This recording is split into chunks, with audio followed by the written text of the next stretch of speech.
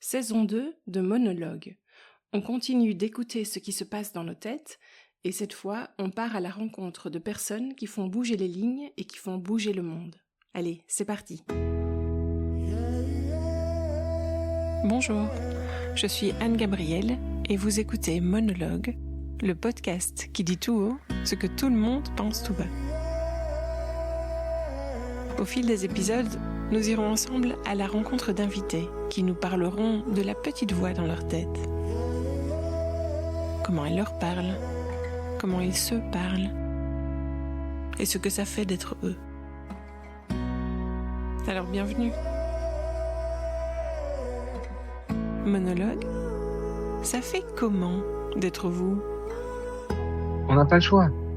Sinon, on ne contrôle pas. Et ça se passe toujours comme ça. Quand on a envie d'avoir une rupture civilisationnelle, c'est qu'il y a quelqu'un, quelque part, qui en a eu l'idée et qui s'est dit, mais bien sûr, c'est ça qui va se passer. Parce que si ça se passe pas dans notre tête, ça se passera pas dans nos vies, c'est sûr. Ou alors, on le fera par défaut, un hasard extraordinaire qui fait qu'à un moment, tu te retrouves là-dedans. Et en fait, moi, laisser vraiment tout au hasard, ça me semble être un peu dommage, tu vois. Pas très stratégique, si on devait le dire comme ça. Bonjour à tous. Aujourd'hui, j'accueille Julien Vidal, un invité dont la vie publique est définitivement tournée vers l'action et dont j'ai eu envie d'explorer le monde intérieur. On va relier écologie globale, donc celle de notre planète, à l'écologie intérieure, celle de la voix dans notre tête. On va chercher à comprendre comment naît un militant, non pas dans les chiffres ou les constats, mais dans un ressenti, une vision, peut-être une nécessité intérieure. Alors bienvenue à tous dans ce voyage et bonjour Julien. Bonjour Anne. Ouais, elle était vachement bien ton intro, bravo. Merci. Donc dans un premier temps, pour avoir un aperçu de ce que ça fait d'être toi, si tu devais décrire ton monde intérieur, il serait comment ? Qu'est-ce qu'on y verrait ? Est-ce que ce serait dense, bruyant, plutôt sauvage, paisible ? C'est quelle sorte de paysage ? Il y a pas longtemps, en lisant un livre jeunesse là, à mes enfants, je suis tombé sur le concept de la bibliothèque forêt ou la bibliothèque arbre. Je sais plus exactement quel est le terme. C'est dans un livre qui est vraiment génial et qui s'appelle Pétronille et ses 120 enfants. Et ça m'a vachement parlé. Je me voyais bien comme ça là. Dans la forêt, il faut qu'il y ait de la vue, il faut qu'il y ait des montagnes, mais il faut qu'il y ait beaucoup de livres aussi. Et donc c'est plutôt apaisé, c'est plutôt calme, c'est plutôt ouvert, c'est plutôt vert. Moi, je suis content de passer du temps avec les gens et à la fois, j'ai besoin de grandes périodes de vide pour être ensuite capable de les remplir de gens. Donc, donc voilà, c'est un peu tout ça, je pense. La petite voix dans ta tête, est-ce qu'elle est souvent présente ou est-ce qu'il y a finalement beaucoup de moments de silence ou d'autres choses ? Je dirais qu'en ce moment, je déplore qu'elle soit de moins en moins présente parce que il y a beaucoup de choses qui remplissent ma vie. J'ai dit que j'avais des petits-enfants et donc ça remplit beaucoup la vie avec une vie très vivante, mais aussi très bruyante et avec plein de choses à faire qu'on contrôle pas tout le temps. La communauté des 2030 Glorieuses que tu as mentionné un petit peu, parce qu'il y a un podcast, mais il y a surtout un atelier, il y a près de 500, bientôt 600 guides un peu partout en France et même plus largement maintenant un peu en Europe, voire dans le monde, qui sont extraordinaires. Ça nous fait une belle communauté. On est plusieurs à travailler à temps presque plein sur ces sujets. Donc, ça aussi, ça remplit bien les journées. Et puis, il y a ce putain de téléphone qui fait que souvent, quand je me retrouve dans un moment où je pourrais m'ennuyer, lever la tête, regarder dehors ou laisser parler ma petite voix, et ben, en fait, j'ai un écran et je scrolle. Donc, je sais à quel point c'est des temps qui sont précieux. Ils me manquent en ce moment et donc je suis en train de mettre. J'ai déjà mis, en fait, ça revient régulièrement, mais je me fais happer quand je suis fatigué et donc je remets en place des barrières pour faire en sorte qu'il y ait plus de temps intérieur. À la fois, cette voix intérieure, je termine en disant ça, elle se fait entendre quoi qu'il arrive, elle est plus forte que tout.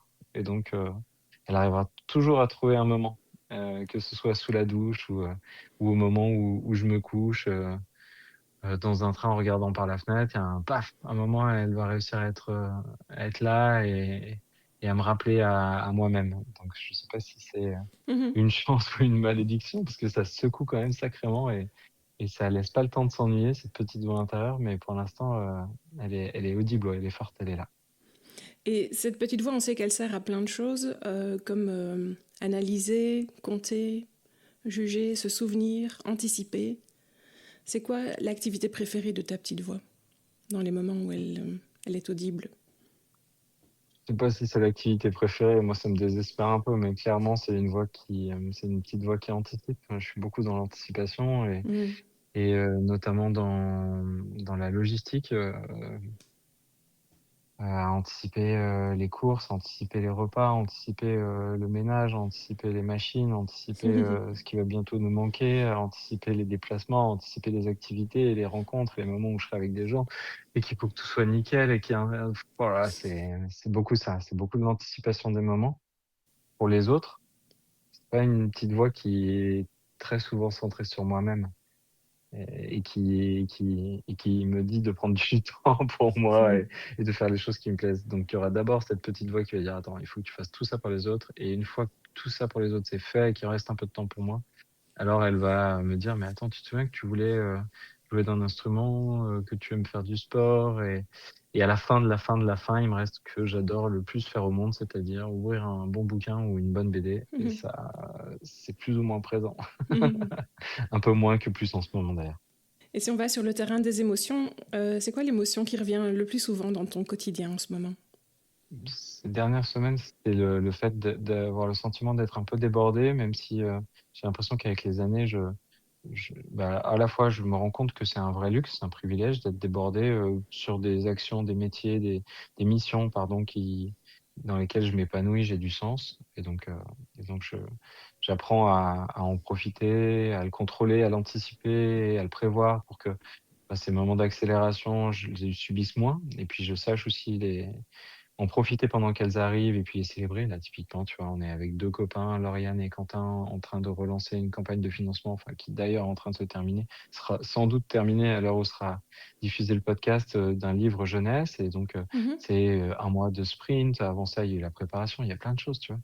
Et à la fois, c'est extraordinaire de vivre cette aventure, de dire qu'il y a des personnes qui nous soutiennent, qui achètent notre livre, qu'on l'aura bientôt dans les mains et qui sera dans les mains des enfants.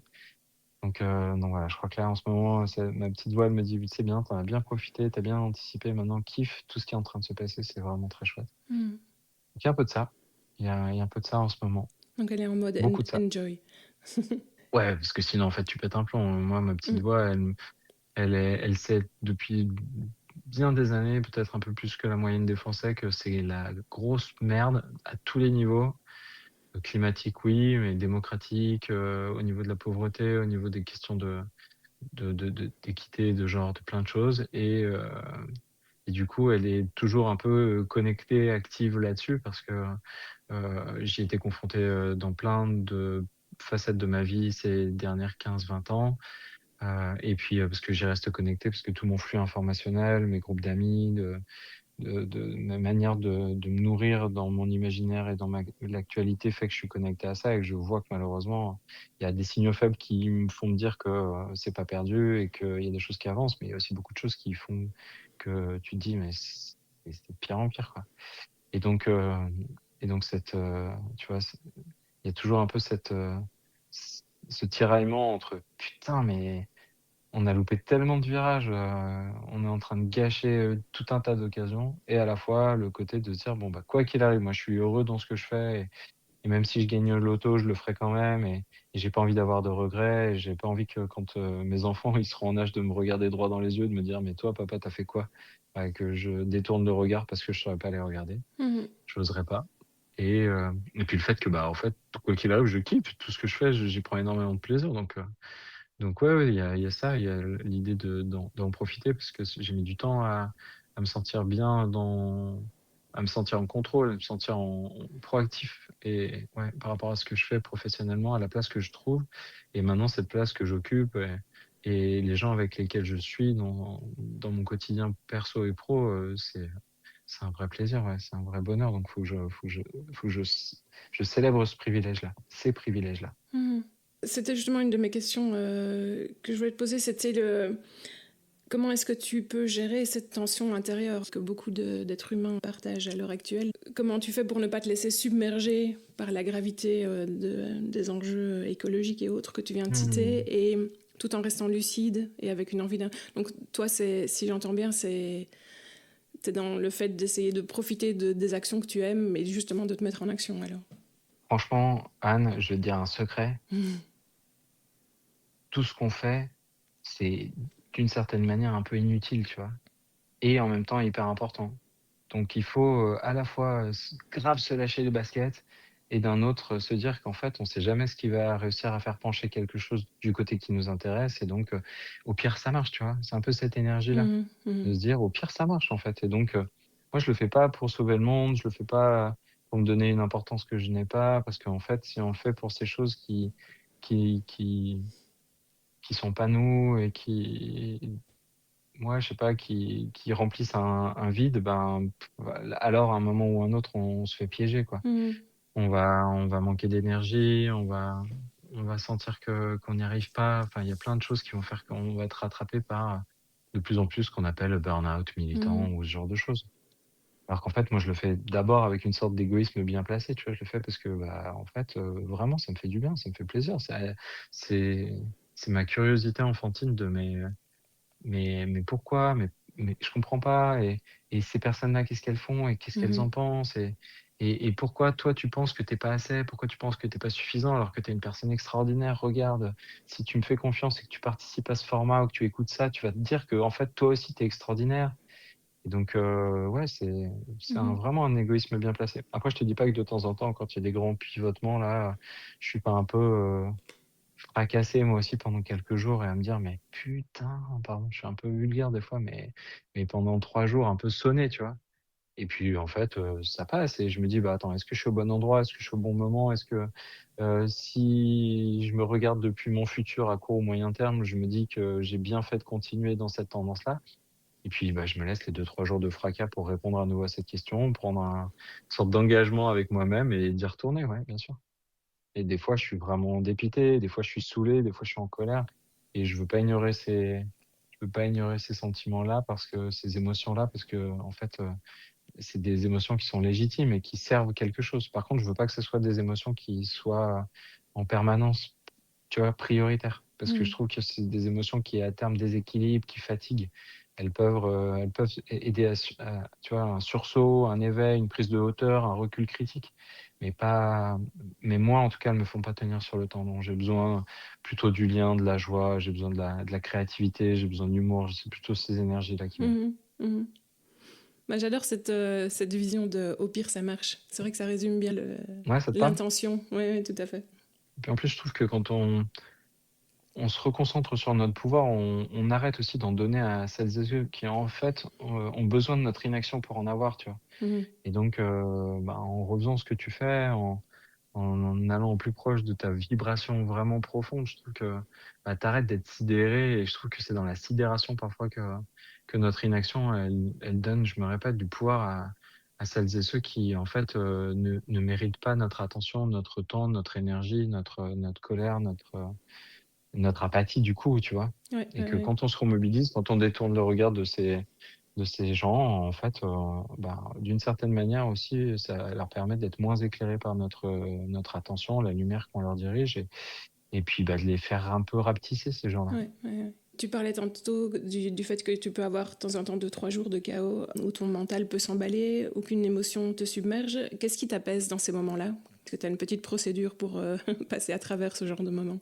Malheureusement, tu vois, dans le temps inverse, quand c'est un truc extraordinaire qui m'arrive et que je devrais être, sur un petit nuage pendant plusieurs jours à le célébrer et à me dire: «Waouh, bravo, récolte les fruits, arrête tout et kiffe» et ben, je suis déjà à regarder ma to do list, à dire: «Bon, qu'est-ce que je vais faire après?» Mhm, Ben, à l'inverse, du coup, j'essaye d'inverser un peu, tu vois? Ces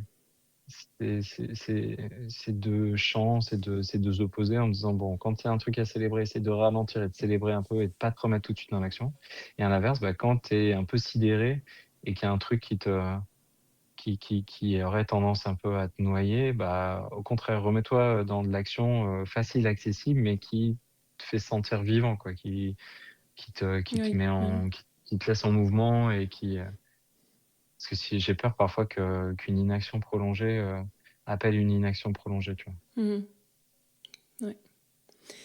Et après, il y a des trucs tout bêtes, mais le sport, me faire à manger, Lire une bonne BD, c'est toujours des remèdes un peu miracles, quoi.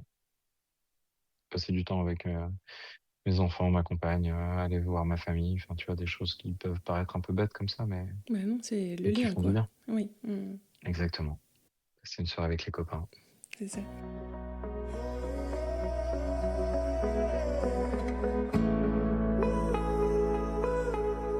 Et si on ouvre cette exploration maintenant et qu'on fait le lien avec tes actions extérieures, pour commencer, est-ce que tu saurais dire quelle est l'émotion qui te met le plus en mouvement dans ton engagement écologique? Je suis hyper empathique. Je ressens très simplement, facilement, l'état d'esprit dans lequel les autres arrivent, quand ils sont dans une pièce. Je scanne en permanence un peu, tu vois, l'état d'esprit des uns et des autres. Ça me rend triste quand les gens sont tristes et ça me rend, ouais, ça me sidère de voir à quel point, il y a pas mal de personnes autour de moi et même plus généralement en France, j'ai l'impression et en fait, on pourrait le dire aussi dans le monde, qui ont abandonné leur pouvoir, abandonné leur pulsion de vie à d'autres et ça me met en colère, ça me rend triste et je peux pas laisser faire ça, quoi. Ça me semble trop important d'être vivant pour que d'autres décident à notre place Mmh. et donc c'est de sentir que ces gens-là abandonnent leur pulsion de vie qui, moi, me met en mouvement. Me dire: «Mais en fait, la vie, elle est tellement géniale, même s'il y a plein de raisons, effectivement, de temps en temps, de dire que c'est dur et d'avoir envie d'abandonner, et il y en a plein d'autres et il y en a beaucoup plus qui nous font nous rendre compte qu'on a énormément de chance d'être là, de vivre ce qu'on vit». Corentin de Châtellperron, du Low-Tech Lab et de toutes ces explorations low-tech nous dit que à l'heure, actuelle, jusqu'à preuve du contraire, on est sur la seule planète qui a du chocolat, tu vois? De Mhm. tout l'univers et rien que ça devrait être une occasion de célébrer tous les jours Mais tellement. et j'aime bien cette idée-là donc je dirais ça, ouais, en première lecture, en première réponse à chaud. Quand tu sens que tu es un peu en train de t'éloigner de ton intention de départ, que tu te perds un peu, comment est-ce que tu ressens ce décalage? C'est quoi les symptômes qui t'alertent pour te dire que tu n'es peut-être plus complètement sur ton chemin? Et en général, je suis un peu plus sur l'écran, je mange un peu moins bien, des choses comme ça et pour me rattraper, bah et ça, c'est un truc un peu automatique qui s'est mis en place chez moi et j'ai de la chance d'avoir créé ce réflexe presque de survie. Mais quand je suis moins bien, je fais plus de sport et donc en fait, à un moment, à la fin de la semaine, je me dis: «Waouh, OK, je fais beaucoup de sport» et puis à la fin de la semaine d'après: «Ouais, en fait, j'ai fait beaucoup de sport. OK, ça va pas bien», tu vois? Et donc je sens qu'il y a une certaine manière, mon corps qui trouve la manière d'expulser le truc qui pourrait, faire que ça pète vraiment, tu vois? Mhm. Donc après, est-ce que c'est pas une manière, un peu détournée de pas affronter le problème de face et que ça pète un bon coup? Je sais pas si c'est finalement, mieux de le traiter comme ça, mais ça fait que les autres disent de moi, en tout cas dans mon entourage, que je suis quelqu'un de stable, tu vois? De toujours là, toujours serein plutôt apparemment. Ouais, ouais. Pour ton projet, ça commence par moi. Tout a commencé parce que tu as réalisé un éco-geste par jour pendant un an, que tu l'as partagé sur Mmh. ton site du même nom. Est-ce qu'il y a un geste parmi les centaines réalisés qui résonnait plus particulièrement pour toi? En fait, tu vois, j'avais fait ce projet parce que j'avais envie de montrer par l'exemple qu'il y a plein de choses qu'on pouvait faire justement pour, sortir un peu de ce mode pilote automatique où on a l'impression qu'on n'est jamais assez ou en tout cas qu'en face, il y a toujours quelqu'un de trop. Trop grand, trop fort, trop riche, tu vois? Mhm. Et heu et puis c'est aussi parce que j'ai l'impression de pas venir du bon milieu, de pas avoir fait les bonnes études, de pas savoir suffisamment et de toujours devoir m'excuser de de pas avoir les bons mots, de pas avoir le bon fondement théorique et donc je me suis dit que par l'action, je pouvais un peu rattraper ce déficit, quoi, parce que c'est pas forcément une culture que j'ai dans laquelle j'ai hérité de par ma famille, et j'ai pas un héritage politique fort, même si en fait si, mais qui m'a pas été vraiment transmis parce que pourtant, tu vois, une partie de ma famille, luttait contre Franco à l'époque et tout, bref. Mhm. Mais c'était pas au cœur des conversations, quoi. Et j'ai pas été élevé comme ça dans cette idée de la résistance, de la révolution, de la puissance des citoyens face, aux dictateurs et donc j'avais besoin d'être dans le corps pour ensuite, comprendre. Et donc il y a plein de choses, tu vois, que j'ai envie de te dire, parce que sur les questions de spiritualité, forcément, la méditation, ça m'a transformé et à la fois, je le fais plus en ce moment, tu vois? Mais, faire des maraudes de rue, ça m'a transformé de Oui, mais donc il y a eu plein de, c'est ça, plein de mises en action quand même qui t'ont parlé et qui résonnaient vraiment pour toi, quoi. Non.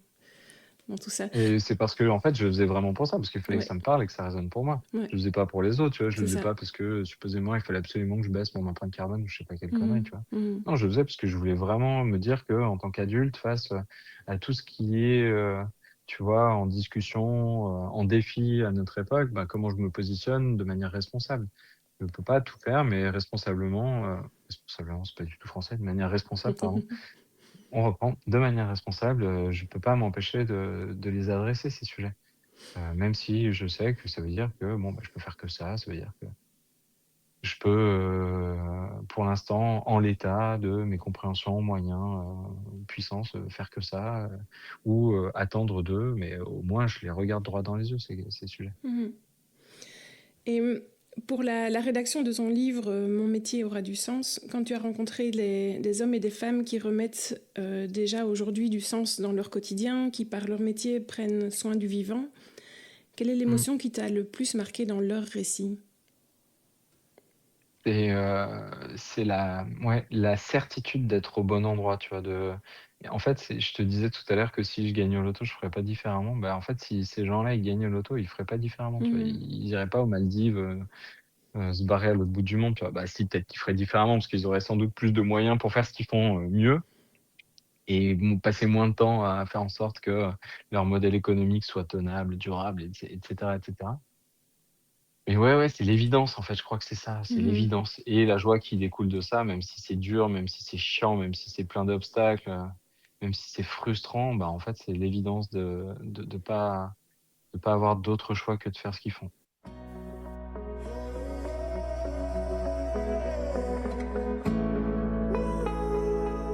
Tu as aussi créé le projet qu'on a déjà un petit peu abordé, les 2030 Glorieuses, donc avec un podcast, le site internet, l'animation d'ateliers et un livre du même nom. L'idée étant, si je résume bien, qu'il y a eu donc des années d'abondance, les 30 Glorieuses, donc au sortir de la Seconde Guerre mondiale, qui étaient des années d'abondance mais dopées aux énergies fossiles, et qu'il pourrait y avoir la décennie de 2030 Glorieuse, dopée, elle, à l'entraide, la créativité ou encore l'innovation frugale. Alors pour terminer cette discussion, j'avais envie de te demander, comme c'est dans plus si longtemps que ça, comment tu te sens toi aujourd'hui quand tu te projettes en 2030? Est-ce qu'il y a de l'excitation, de l'appréhension, une sorte de confiance, un peu de déception? On en est où là? C'est vrai que maintenant on est en 2026 et que ça va vite et que pour l'instant on n'a pas l'impression qu'on aille franchement vers les 2030 glorieuses et à la fois, tu vois, par rapport à ça, moi je suis complètement j'allais dire en paix, mais je suis hyper serein parce qu'en fait, j'ai jamais eu l'impression que les 2030 glorieuses, elles allaient arriver de manière très linéaire, tu vois? Très douce, très évidente ou encore moins avec un grand soir, en fait. Nous, les êtres humains, même si dans nos livres d'histoire, ça a tendance un peu à atténuer ça, on est hyper irrationnel. Et donc, il y a plein d'histoires qui se jouent après, les unes à côté des autres, pardon, en même temps. Et après seulement, les historiens racontent la grande histoire et sont bien capables de la découper et on a l'impression d'une fluidité à toute épreuve. Mhm. Mais non, ça a toujours été le bordel, tu vois. Et c'est normal que ce soit encore plus le bordel maintenant avec les réseaux sociaux, avec les moyens économiques, technologiques qu'on a, tu vois. Donc pour moi, le fait que l'humanité et l'histoire de l'humanité est un bordel permanent, c'est évident. Et le fait qu'on soit en permanence aussi dans ce un pas en avant, deux pas en arrière pour trois pas en avant à nouveau, c'est aussi assez évident. Donc j'ai aucune idée de comment les 2030 glorieuses vont arriver. À la fois, je sais que si on ne les rêve pas, ces 2030 glorieuses, alors on ne crée pas l'étincelle qui vont permettre de les faire advenir. Et donc, franchement, comment je me projette en 2030, je n'en ai aucune idée. Mais avec envie parce que, je sais que quoi qu'il arrive, j'ai un entourage autour de moi, qui me permettra, que les temps soient durs ou pas, d'être, au bon endroit au bon moment et de continuer à chérir la chance qu'on a d'être en vie, tu vois? J'aimerais J'aimerais que, effectivement, on arrive de la manière la plus douce possible dans ces 2030 glorieuses. J'aimerais éviter la souffrance de millions, de centaines de millions de personnes qui sont déjà en train de souffrir. J'aimerais me dire que tout ça, ce serait souhaitable et à la fois, j'ai pas beaucoup de contrôle là-dessus donc je fais du mieux que je peux. Le mouvement est chouette, on est plusieurs centaines maintenant à porter les 2030 glorieuses partout. L'atelier, il a permis de faire rêver près de 40 000 personnes déjà en quelques années, donc ça aussi, c'est chouette, tu vois? il y a plein de trucs dont on peut être hyper fier et à la fois c'est rien, une petite pierre dans la chaussure de l'histoire de l'humanité. Donc il faut aussi, tu vois, se lâcher un peu les baskets, quoi. Mais oui, c'est ça. Mais c'est vrai que c'est une belle énergie que de se dire que pour avoir un futur enviable, il faut le visualiser, quoi, pour savoir vers où on a On n'a envie pas le d'aller, quoi. choix. Ouais. Sinon, on le contrôle pas et ça se Mm. passe toujours comme ça. Quand on a envie d'avoir une rupture civilisationnelle, c'est qu'il y a quelqu'un quelque part qui en a eu l'idée et qui s'est dit: «Mais bien sûr, c'est ça qui va se passer». Parce que si ça se passe pas dans notre tête, ça se passera pas dans nos vies, c'est sûr. Ou alors on le fera par défaut, un hasard extraordinaire qui fait qu'à un moment tu te retrouves là-dedans et en fait, moi, laisser vraiment tout au hasard, ça me semble être un peu dommage, tu vois? Mhm. Pas très stratégique, si on devait le dire comme ça. C'est ça.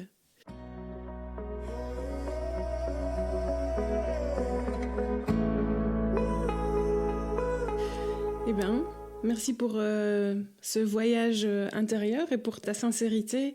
Avant de se quitter, est-ce que tu aurais un dernier message pour les auditeurs, quelque chose que tu aimerais qu'ils emportent avec eux après cette conversation?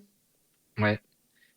J'étais un peu stressé, Anne, de cette interview parce que je trouve que donner à voir ce qu'on a à l'intérieur de nous, tu vois, c'est quelque chose un peu précieux, un peu privé. Et Mhm. puis surtout, on n'a pas du tout l'habitude d'en parler de manière aussi frontale, quoi. Surtout pendant autant de temps. Et donc, je me suis dit, comment essayer de montrer, tu vois, c'était un peu l'intention que j'avais avant l'épisode. Comment essayer de montrer qu'en fait, bah, il y a rien de grandiloquent par rapport à mon parcours et que, en fait, tout le monde, traverse ça, tout le monde vit ça. Parfois, il suffit d'un mini truc, décidé ou pas, est-ce que c'est de la chance, est-ce que c'est de la folie, j'en sais rien, pour, en fait, bah, être du côté de celles et ceux dont on a l'impression que, waouh, quoi, elles se bougent et elles font des choses et on les regarde et on vient à leurs conférences et puis elles sortent des livres. Alors qu'en vrai, moi, j'ai jamais, enfin, j'ai toujours eu l'impression d'être quelqu'un d'absolument normal et même j'ai souffert de ce sentiment d'être jamais assez bien, tu vois? Jamais assez bien, jamais assez bon, jamais assez doué. Et franchement, depuis 10 ans, là, je rencontre plein de gens où je me dis à chaque fois d'avoir les rencontrés: «Waouh, ça, c'est vraiment, la star, la célébrité, l'expert». Et en fait, tu sais quoi, Anne? Tous ces gens-là, bah, en fait, c'est toujours des gens normaux. Mais vraiment, Mhm. des gens normaux dans leurs travers, des gens normaux dans leur petitesse, dans leur faiblesse, dans leurs fêlures, dans leur fonctionnement, dans leur énergie. Donc il y a toujours un truc où à la fin je me dis: «Ah, en fait, c'est quelqu'un qu'on croise dans la rue, c'est la même chose, quoi». Donc ça aussi, je pense que c'est important d'arrêter d'héroïser les gens et de se dire que, bah, parfois, voilà, il y a eu quelque chose qui s'est passé qui a fait que certaines, personnes prennent plus la lumière, mais ça veut pas dire qu'on n'est pas assez nous, on n'est pas assez bien, on n'est pas assez compétent, on n'est pas assez sachant, Mhm. on est tous assez, quoi. Ouais. Et ça nous permet aussi de nous autoriser à nouveau à toucher notre propre puissance, à oser aller vers la vibration qui fait qu'on est vraiment vivant et de se dire qu'en fait, on est assez. Je pense qu'on a besoin d'être des millions à sentir qu'on est assez. Ouais. Voilà, j'ai dit. Ouais, ouais, ouais. Eh ben, merci pour cette belle conclusion. Pour ceux qui ont envie de te suivre, en savoir un peu plus sur toi, j'ajouterai tous les liens dans la description de l'épisode, mais donc il y aura un lien vers Ouais. ton projet Ça commence par moi, un lien vers le projet Mon métier aura du sens et un lien vers ton site pour les 2030 glorieuses. Est-ce qu'il y a un contact particulier que tu as envie d'ajouter? Non, non, c'est Oui. vachement trop de réseaux déjà. Arrêtons les réseaux sociaux. Non, Arrêtons. franchement, c'est dur. En plus, les réseaux sociaux, c'est les algorithmes, c'est un enfer là. Franchement, Non, mais on va mettre les sites à internet, hein, on chaque va pas année, je me mettre. dis: «Mais qu'est-ce qu'on fout là?» Tu vois? Ouais. Et donc, pour de vrai, moi, j'ai l'impression que maintenant, la manière privilégiée de rester en lien avec moi, c'est à travers le podcast de 1030 Glorieuses parce que là, au moins, tu sais que c'est dans un endroit où les gens, ils décident eux-mêmes d'aller. C'est pour ça que c'est chouette que tu aies aussi, eu envie de créer un podcast parce que sinon, en fait, on dépend des algorithmes et les algorithmes, clairement, ils sont pas en notre faveur, tu vois? Mhm. Donc arrêtons de donner, tu vois, je parlais d'arrêter de donner de la lumière à celles et ceux qui ne méritent pas. Et je suis le premier à essayer de réduire mon temps d'écran. Je suis plus que sur LinkedIn et Instagram. J'ai mes 15 minutes par jour max. Je me suis mis ma limite de temps d'application et basta. Mhm. De multiplier 15 minutes par jour sur toute ma vie, de me dire que j'aurais donné ça aux réseaux sociaux, c'est déjà trop quand j'y pense, Mhm. tu vois. Mhm. Oui, puis ça encombre vachement l'esprit. Et puis là aussi, en termes de. J'ai l'impression que les autres, ils font super bien. On est pas mal, quoi. Quel enfer! Mmh. Quel enfer! Tu as C'est raison. ça. Donc on va surtout mettre les liens vers les sites internet. Merci. Voilà. Encore un tout grand merci et rendez-vous en 2030 alors pour voir où tous nos élans nous auront menés alors. C'est moi qui te dis merci, Anne. C'était vraiment chouette cette interview. Ça me donne envie d'aller écouter tes autres épisodes. Bravo. Avec plaisir. Merci beaucoup. Merci à vous, les auditeurs, d'avoir écouté cet épisode. J'espère qu'il vous a plu. N'hésitez pas à le liker, partager ou lui donner 5 étoiles en fonction de votre plateforme d'écoute préférée. Pour ne rien rater de nos prochains épisodes, vous pouvez vous abonner au podcast ou suivre notre actualité sur Instagram @monologue-podcast. Enfin, Monologue, c'est aussi un site internet avec plein de ressources et d'idées pour vous inspirer et, si le cœur vous en dit, me partager vos monologues à vous. C'est à l'adresse www.monologue-podcast.com. À bientôt!